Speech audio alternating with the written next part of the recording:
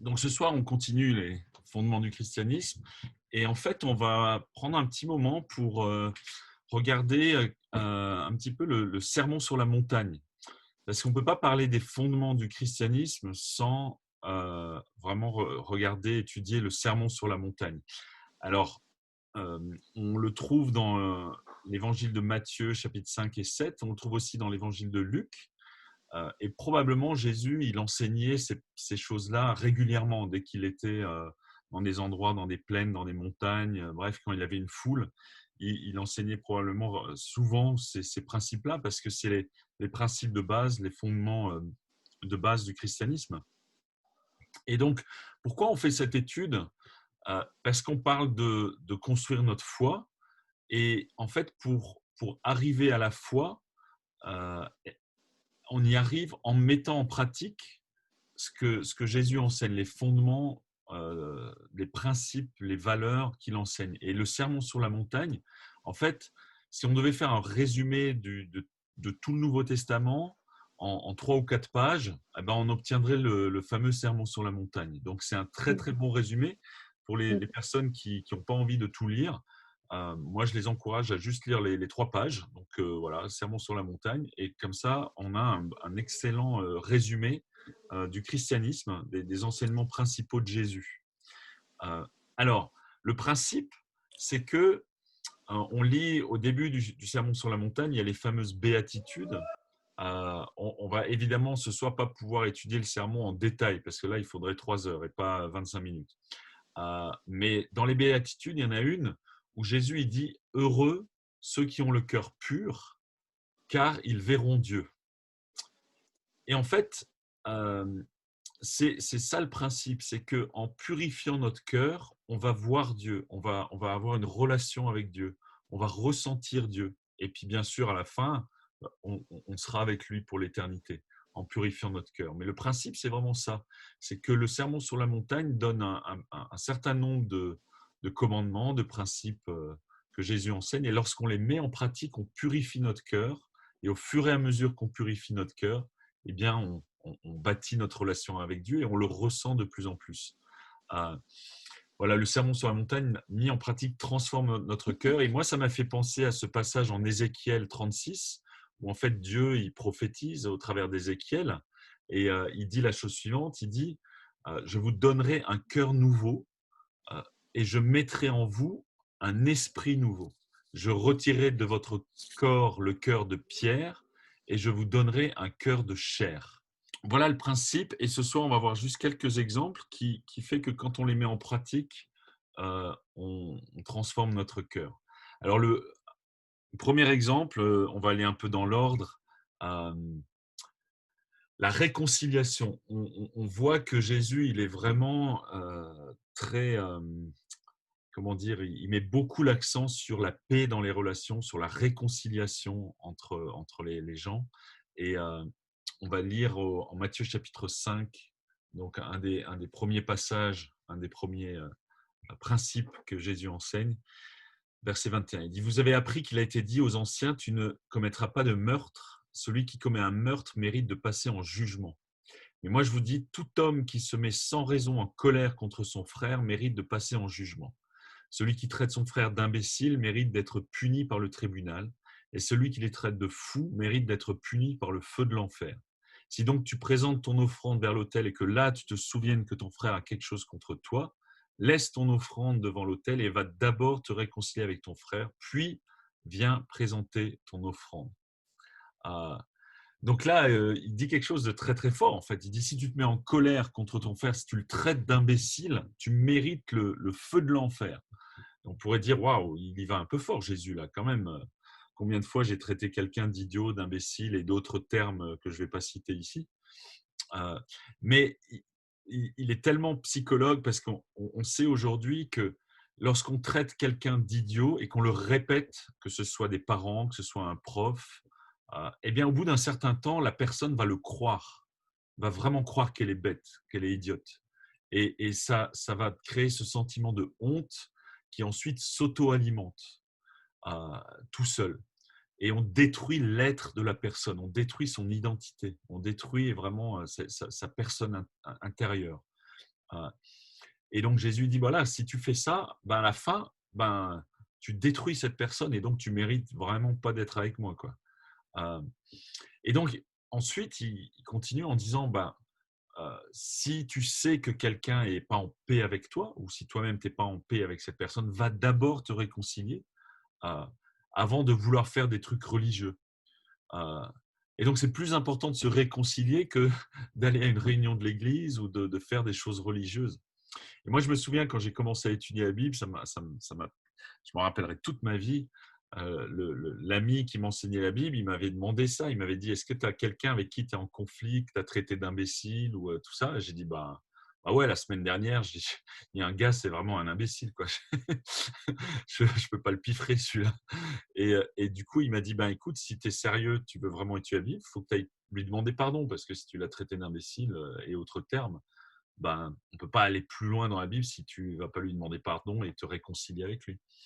Et moi, j'étais choqué qu'il me demande de faire ça parce que je ne comprenais pas. Je disais, mais c'est fou, enfin, je ne vais jamais faire ça. Euh, et il m'a dit, bon, en gros, ça ne sert à rien d'étudier la Bible plus loin si tu ne cherches pas à te réconcilier, si tu ne cherches pas à reconnaître que tu as fait un truc que tu n'aurais pas dû faire. Ah, et j'ai lutté comme un fou. Et puis finalement, j'ai décidé d'aller le voir et de m'excuser de l'avoir insulté. Et puis bah, ça s'est très bien passé. Lui-même s'est excusé aussi et tout. Et du coup, j'ai ressenti une joie, une paix que j'avais pas auparavant. Euh, Et donc, s'il y a des personnes qu'on insulte ou qu'on ne peut pas piffrer, tout ça, bah, euh, et si on est aussi fautif dans la relation, on a besoin de s'excuser, de chercher à se réconcilier, si on peut. Parfois, certaines personnes ne veulent pas se réconcilier, mais dans la mesure où nous, on fait ce qu'on peut, on a fait notre part, c'est ce que Jésus nous demande. En tout cas, le christianisme, c'est une religion de réconciliation. Réconciliation avec Dieu et réconciliation avec nos proches. Euh, Ça, c'est le premier. On va en voir 8, donc je vais aller assez vite. Huit principes qui sortent du Sermon sur la montagne. Le deuxième qui sort, c'est autour de la pureté et de la fidélité. Donc, on va lire ce passage, Matthieu 5, 27. Jésus dit, vous avez appris qu'il a été dit, tu ne commettras pas d'adultère, mais moi je vous dis, tout homme qui regarde une femme pour la convoiter a déjà commis un adultère avec elle dans son cœur. Si ton œil droit te pousse à mal agir, arrache-le et jette-le loin de toi, car il vaut mieux pour toi subir la perte d'un seul de tes membres que de voir ton corps entier jeté en enfer. Il a été dit que celui qui renvoie sa femme lui donne une lettre de divorce. Mais moi je vous dis, celui qui renvoie sa femme, sauf pour cause d'infidélité, l'expose à devenir adultère, et celui qui épouse une femme divorcée commet un adultère. Donc là, Jésus, il parle de pureté dans les relations, pureté sexuelle, pureté, voilà, et de fidélité dans le mariage. Euh, donc la convoitise, qu'est-ce que c'est? C'est désirer quelque chose qui ne nous appartient pas. Euh, et, et, et donc il dit, si tu convoites la femme de ton prochain, tu as commis l'adultère avec elle dans son cœur. En fait, Jésus nous demande de ne pas convoiter ce qui ne nous appartient pas. Et bien sûr, c'est pas facile, hein, surtout euh, aujourd'hui où on utilise la convoitise à tellement de fins, des fins commerciales, etc. etc. Mais il nous demande de rechercher la pureté dans notre cœur. Et c'est un processus, c'est quelque chose qu'on a besoin de rechercher en permanence. Et bien sûr, on va rater parfois, et on voit que Jésus, il, il nous parle de la grâce, du pardon, d'un nouveau départ. Chaque jour, on peut rater régulièrement, et il nous parle un peu plus tard dans le Sermon sur la montagne du pardon et de la grâce. Mais en tout cas, il nous demande ici de chercher la pureté, et ensuite, dans la relation de couple, la fidélité. Et il remet vraiment le caractère sacré, l'engagement du mariage, la fidélité de cœur. C'est sûr qu'aujourd'hui, c'est quelque chose qui fait débat, ces deux passages. Hein. On peut se dire, ah ben non, et lutter avec ces passages. En tout cas, il met le standard assez élevé au niveau de la pureté et de l'engagement au niveau du mariage, du caractère sacré de cette relation. Euh, Ensuite, on va parler de vérité et mensonge. Alors, c'est un passage qui parle ici de ne pas jurer, tout ça, on va le lire ensemble, mais vous allez voir. Matthieu 5, 33, il dit, vous avez encore appris qu'il a été dit aux anciens, tu ne violeras pas ton serment, mais tu accompliras ce que tu as promis au Seigneur. Mais moi, je vous dis de ne pas jurer du tout, ni par le ciel, parce que c'est le trône de Dieu, ni par la terre, parce que c'est son marchepied, ni par Jérusalem, parce que c'est la ville du grand roi. Ne jure pas non plus par ta tête, car tu ne peux pas rendre blanc ou noir un seul cheveu. Que votre parole soit oui pour oui, non pour non. Ce qu'on y ajoute vient du mal. Et en fait, pourquoi on va jurer? On va dire, ah, je me souviens, j'étudiais avec un ami d'origine africaine, et puis il disait, bah, en Afrique, euh, on- pour savoir si la personne dit la vérité, on s'attend à ce qu'elle dise, je te dis la vérité jusqu'à Jésus, je te jure sur Jésus que je te dis la vérité. Autrement dit, si tu dis pas ça, ben, tu dis pas forcément la vérité, quoi. Euh, Jésus il dit, t'as pas besoin de jurer, en fait, sois juste intègre, sois un homme de parole, une femme de parole. Si tu dis ça, ben, on te croit. Voilà, si tu le dis pas, ben, euh, voilà, on va croire ce que tu dis, on va te faire confiance. Et il parle ici d'être un homme vrai, de pas jouer avec le mensonge. Et en fait, ça, c'est un point super important quand il dit que votre parole soit oui ou non. Ce qu'on y ajoute vient du mal ou du malin, en fait. Euh, c'est que quand on cherche à connaître Dieu, quand on cherche à avoir une relation avec Dieu, il y a quelque chose qu'on ne peut plus tolérer dans notre vie, c'est le mensonge, en fait. Parce que comment vouloir trouver la vérité si on se permet de mentir, si on se permet de jouer avec la vérité nous-mêmes? Et donc, c'est un principe du cœur. Euh, et j'ai étudié la Bible l'autre jour avec un ami, et puis il m'a dit, mais Thierry, tu mens jamais? Et j'ai dit, ben non, ça fait 32 ans que je suis chrétien, je ne mens jamais. Ou si j'ai menti, c'est peut-être une fois et je m'en rappelle même plus, quoi. Mais je ne peux pas mentir, puisque tu peux pas être à la fois chrétien et chercher la vérité, et d'un autre côté, tolérer de mentir pour t'arranger la vie dans n'importe quelle circonstance un peu compliquée. Le mensonge est profondément contraire au christianisme, en fait. Euh, donc voilà, c'est pas toujours facile à décider, hein, de dire je vais arrêter de mentir, je vais plus jamais jouer avec ça. Mais une fois qu'on le fait, il y a une confiance profonde qui naît en nous et qui grandit, en fait. Et je crois que euh, évidemment, on n'aimerait pas avoir des amis qui nous mentent, on n'aimerait pas avoir un conjoint qui nous ment, on n'aimerait pas avoir des enfants qui nous mentent. Donc pourquoi est-ce qu'on se permettrait de mentir alors qu'on n'aimerait pas que d'autres personnes nous mentent? Donc c'est assez simple comme principe, hein. Faites aux autres ce que vous aimeriez pas, ce que vous aimeriez qu'on vous fasse. D'ailleurs, on verra ce passage tout à l'heure. Donc, principe de vérité et non pas de mensonge. Le quatrième passage qu'on va voir, c'est sur la non-violence. Alors ici, en Matthieu 5, 38, on lit Jésus, voilà, vous avez appris qu'il a été dit œil pour œil et dent pour dent. Mais moi, je vous dis de ne pas résister aux méchants. Si quelqu'un te gifle sur la joue droite, tends-lui aussi l'autre. Si quelqu'un veut te faire un procès et prendre ta chemise, laisse-lui encore ton manteau. Si quelqu'un te force à faire 1 kilomètre, fais-en 2 avec lui. Donne à celui qui t'adresse une demande et ne te détourne pas de celui qui veut te faire un emprunt. Waouh! Encore un passage super, super intense. Donc, œil pour œil, hein, la fameuse loi du talion qui est pratiquée dans le monde entier, et on voit les résultats. En général, c'est pas œil pour œil, dent pour dent, c'est main pour bras et bras pour corps, hein. Il y a un effet crescendo, hein. Je t'envoie une petite bombe, je t'en envoie une autre plus grosse, hein. Euh, et donc, en fait, ce que Jésus dit là, il dit, ben, en fait, il faut descendre d'un cran. Si quelqu'un monte d'un cran, ben, toi, tu descends d'un cran pour chercher la paix. Ah, et si tu veux vraiment faire la volonté de Dieu, il faut que tu sois prêt à sacrifier de toi-même pour chercher la paix, plutôt que de te venger par orgueil. Ah, donc, c'est vraiment un commandement qui nous pousse une sorte d'humiliation, mais en fait, c'est un commandement qui nous pousse à être humble, à chercher l'humilité, dans le but de préserver la relation ou de reconstruire une relation. Euh, et moi, j'ai souvent vu ça, notamment dans des conflits familiaux où des personnes ne voulaient plus se parler entre elles, ou des héritages ou des choses comme ça. En fait, il faut qu'il y en ait un des deux qui soit prêt à sacrifier, qui soit prêt à faire un sacrifice personnel pour pouvoir rebâtir une relation, pour pouvoir euh, euh, préserver une relation, en fait.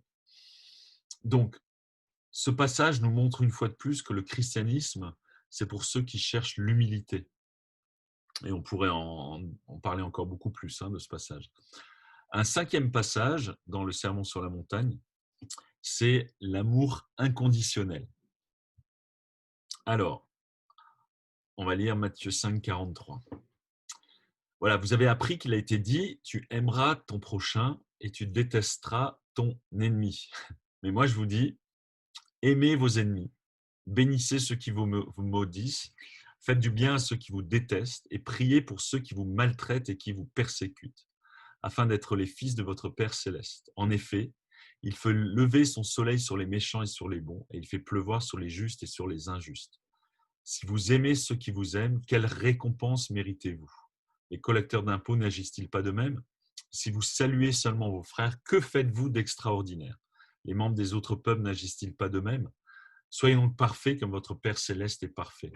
Et le contexte ici d'être parfait, c'est le contexte de l'amour. En fait, c'est un amour parfait.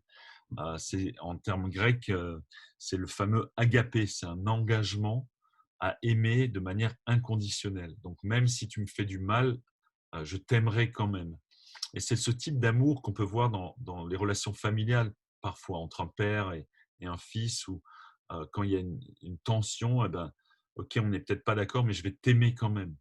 Euh, mais ici, il nous demande d'aimer nos ennemis, de prier pour eux et de faire du bien à ceux qui nous font du mal. Donc c'est vraiment extrême. Et en même temps, quand on y réfléchit, euh, si on le met en pratique, c'est vraiment un moyen qui nous permet d'être en, en paix, de bâtir la paix sur la terre, si on met ça en pratique. Et puis, c'est encore un principe qui nous pousse à être humble, en fait. Si quelqu'un me fait du mal, j'aurais pas envie de prier pour cette personne. Mais ça m'est déjà arrivé, je ne vais pas rentrer dans trop d'exemples personnels, mais ça m'est déjà arrivé de prier pour des gens qui étaient des ennemis, des gens qui me voulaient du mal, et ensuite voir que ça avait vraiment changé la relation, que ça a permis de restaurer la relation et d'avoir une relation saine. Et donc, euh, il nous dit, voilà l'amour que Dieu a pour nous. Dieu nous aime même lorsque nous, on ne l'aime pas, même lorsque nous, on est contre lui, Dieu nous aime quand même. Et il nous dit, soyez pareils. Aimez les gens autour de vous comme Dieu vous aime. Donc, c'est un appel à un amour extrême. Et honnêtement, sans une relation avec Dieu, sans une vie de prière, on n'y arrive pas, parce que c'est pas naturel, c'est contre nature. Mais en même temps, quand on le met en pratique, c'est génial, quoi. On se sent tellement en paix, en fait. Voilà, sixième exemple de ce fameux sermon sur la montagne, c'est la générosité et la discrétion. On va lire à Matthieu 6. Il dit, gardez-vous bien de faire des dons devant les hommes pour qu'ils vous regardent, sinon vous n'aurez pas de récompense auprès de votre Père céleste. Donc, lorsque tu fais un don à quelqu'un, ne sonne pas de la trompette devant toi, comme le font les hypocrites dans les synagogues et dans les rues, afin de recevoir la gloire qui vient des hommes. Je vous le dis en vérité, ils ont leur récompense. Mais toi, quand tu fais un don, que ta main gauche ne sache pas ce que fait ta droite, afin que ton don se fasse en secret, et ton Père qui voit dans le secret te le rendra. Euh, bon, clairement, Jésus, très souvent, il prêche, il enseigne contre l'hypocrisie, en fait, et contre le m'as-tu vu, contre cette forme de religiosité où on montre aux autres qu'on est vraiment religieux et qu'on est vraiment super. Donc, il chasse, il détruit toute forme de cette pratique de montrer une image. Euh, et donc, là, il nous demande, il nous parle d'être généreux, mais d'être généreux dans la discrétion. Et le christianisme, c'est vraiment une religion de générosité et de discrétion. Euh, Ça nous appelle encore une fois à l'humilité et non pas à l'orgueil, parce que notre orgueil nous pousserait à montrer qu'on a fait quelque chose de bien. Et Jésus dit non, bah, tu ne le montres pas. Dieu, il sait ce que tu as fait, hein, c'est le principal. Mais va pas te vanter devant les autres d'avoir fait quelque chose de bien, quoi. Alors, on continue un 7e exemple, c'est le pardon. Donc là, il y aurait beaucoup de choses à dire sur le pardon, mais on va pas s'étaler là-dessus. En tout cas, dans le Sermon sur la montagne, Jésus dit en Matthieu 6, 14, voilà, si vous pardonnez aux hommes leurs fautes, votre Père céleste vous pardonnera aussi. Mais si vous ne pardonnez pas aux hommes, votre Père ne vous pardonnera pas non plus vos fautes. Waouh! On aimerait bien être pardonné par Dieu pour toutes nos fautes, n'est-ce pas? Moi, j'espère en tout cas. Bah, il dit, bah voilà, si tu n'es pas prêt à pardonner aux hommes leurs fautes, ben, Dieu ne te pardonnera pas non plus. C'est assez radical. Et la question qu'on peut se poser, c'est est-ce que je suis quelqu'un qui pardonne facilement ou est-ce que je suis quelqu'un de rancunier, quelqu'un qui peut être impitoyable avec les autres? Euh, Si je suis quelqu'un qui pardonne facilement aux autres leurs erreurs, leurs fautes et même les blessures qu'ils ont pu me faire, eh bien, j'imite Dieu quelque part. Euh, et pareillement, ça me pousse à l'humilité de pardonner. On va voir tout à l'heure qu'il parle de la fameuse poutre et la paille. D'ailleurs, on va le lire tout de suite, puisqu'on va parler de l'humilité. Euh, lisons ce passage en Matthieu 7. Il dit « Ne jugez pas afin de ne pas être jugé ». Quand on ne veut pas pardonner, quelque part, on juge la personne. Hein. Car on vous jugera de la même manière que vous aurez jugé, et on utilisera pour vous la mesure dont vous vous serez servi. Pourquoi vois-tu la paille qui est dans l'œil de ton frère et ne remarques-tu pas la poutre qui est dans ton œil? Ou comment peux-tu dire à ton frère, laisse-moi enlever la paille de ton œil, alors que toi, tu as une poutre dans le tien? Hypocrite, enlève d'abord la poutre de ton œil, et alors tu verras clair pour retirer la paille de l'œil de ton frère. Donc, encore un principe qui nous pousse à l'humilité et non pas à l'orgueil. Et en fait, on, on- on juge parfois les autres euh, et on juge parce qu'on est orgueilleux, parce qu'on ne voit pas nos fautes à nous et on a un esprit supérieur. Il faut qu'on se pose la question, comment est-ce que je réagirais si j'étais dans ses chaussures en fait? Parce que j'ai pas son vécu, j'ai pas son histoire, j'ai pas ses souffrances ou les mêmes souffrances. Et donc, on peut parfois se permettre de juger autour de nous les gens quand on les fréquente. Et Jésus dit clairement, ne juge pas. Et d'ailleurs, si jamais tu juges, tu seras jugé de la même manière. Tu vas récolter ce que tu as semé.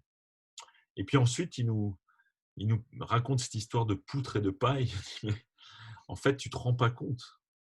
Quand tu juges, tu ne te rends pas compte que tu as une poutre dans ton œil qui t'empêche de voir. Euh, et donc, il cherche d'abord à te regarder toi-même, à te juger toi-même, et après, tu vas pouvoir peut-être aider ton frère. Euh, et là encore, un commandement qui nous pousse à une grande humilité. Euh, alors, le sermon sur la montagne, il continue. Hein, il y a trois chapitres, hein, Matthieu 5, 6, 7. Et il y a d'autres passages qui parlent des priorités, qui parlent de la grâce, qui parlent de la prière, qui parlent des inquiétudes, hein, qui parlent des vrais trésors, etc. etc. Et c'est tellement riche. On pourrait passer des heures juste à étudier chaque paragraphe. Moi, je vous encourage à vraiment l'étudier en profondeur parce que c'est ça les fondements du christianisme, c'est ça les enseignements principaux de Jésus, on les trouve ici. Et puis, j'aimerais finir par un 10e exemple, ce qu'on appelle parfois la règle d'or du christianisme.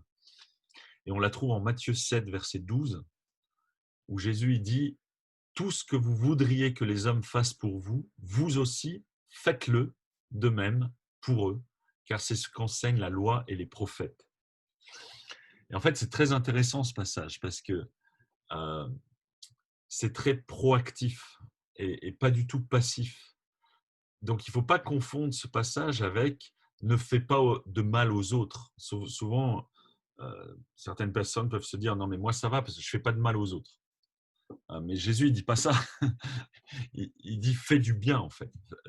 Il dit d'être actif, d'agir, d'être dans l'action. Il dit bah, fais aux autres ce que tu aimerais qu'on te fasse. Euh, et voilà la règle d'or à la fin. Donc on peut toujours se poser la question, est-ce que je suis en train de faire aux autres ce que j'aimerais qu'on me fasse à moi? Est-ce que je suis dans cette règle d'or? Donc en conclusion, pour le sermon sur la montagne, c'est tellement riche et lorsqu'on le met en pratique, on s'approche vraiment de Dieu. Et j'aimerais citer ce psychiatre qui en parle du sermon sur la montagne et puis il dit la chose suivante. Un gars qui s'appelle Fischer et qui dit, voilà, s'il vous fallait prendre la somme totale de tous les articles importants jamais écrits sur le sujet de l'hygiène mentale par les psychologues et les psychiatres les plus qualifiés, si vous les combiniez, les épuriez et si vous en éliminiez l'excès de verbiage, si vous vouliez en extraire toute la substance sans rien prendre de fioriture, et s'il fallait faire exprimer avec concision par le plus doué des poètes vivants ces parcelles inaltérées de pure connaissance scientifique, vous auriez alors un résumé maladroit et incomplet du sermon sur la montagne. La comparaison ne serait pas très favorable à ces articles. Depuis bientôt 2000 ans, le monde chrétien tient entre ses mains la réponse complète à ses aspirations agitées et stériles. C'est là que réside le modèle d'une vie humaine réussie qui laisse l'homme optimiste, satisfait de son sort et jouissant d'une bonne santé mentale. Et c'est clair, hein, les psychologues, plus on avance dans la connaissance de la psychologie, plus on se rend compte que tout ce que Jésus enseigne dans ce fameux sermon, c'est de la pure, c'est de la substantifique moelle, quoi. C'est du pur condensé de santé mentale. Et quand on ne met pas en pratique ces principes, eh ben, on se dégrade mentalement, on devient un peu déréglé mentalement. Hein. Moi, je trouve que ce que dit cet homme est tellement juste et je vous encourage à vraiment approfondir, étudier et mettre en pratique surtout le sermon sur la montagne. Voilà, donc pour finir cette conclusion, euh, pour avoir une relation avec Dieu, si on met en pratique le sermon sur la montagne, eh bien, notre cœur va se purifier et on va voir et on va ressentir Dieu de plus en plus. Et moi, je vous encourage à essayer vraiment. Euh, Beaucoup de personnes cherchent Dieu de manière juste intellectuelle, mais en fait, chercher Dieu, c'est une recherche du cœur. C'est pas juste intellectuel, c'est pas juste avec le raisonnement, le cortex, c'est vraiment une recherche du cœur. Et comme on a vu au début, heureux ceux qui ont le cœur pur, car ils verront Dieu. Et donc, en méditant sur le sermon sur la montagne, en le mettant en pratique dans notre vie, on va purifier notre cœur et on va voir Dieu de plus en plus.